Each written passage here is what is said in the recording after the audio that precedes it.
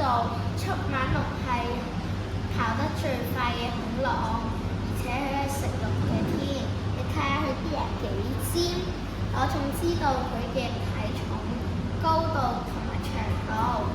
多謝大家。我係2A 班文俊賢，今日我要介紹嘅數學圖書叫做《九九乘法這麼簡單》。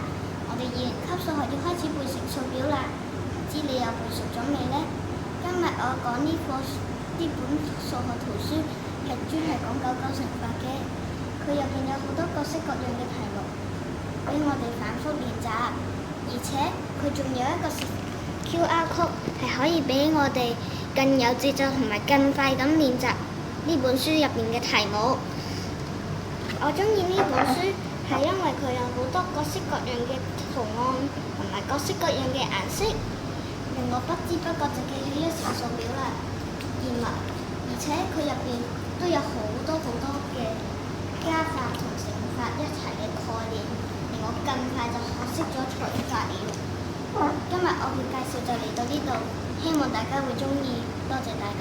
大家好，我叫何永如，我今日要介紹一本書，叫《有趣的乘法表》。睇到佢啲圖案都好可愛，例如2乘4等於8。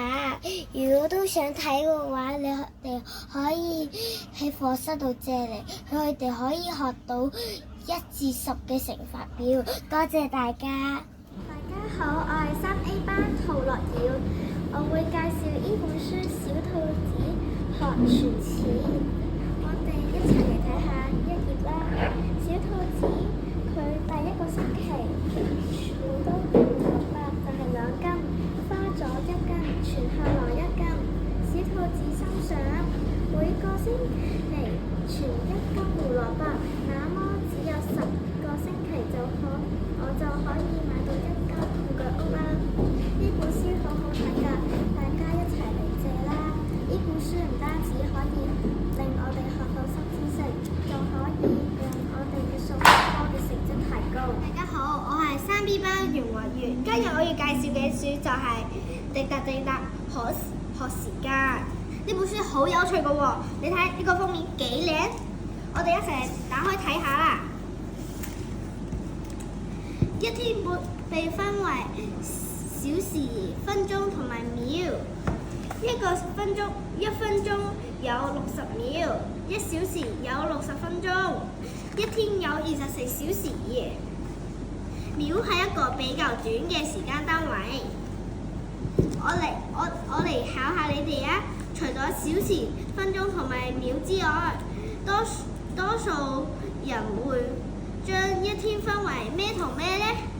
係啦，就係上午同埋下午。上午同下午各係12小時。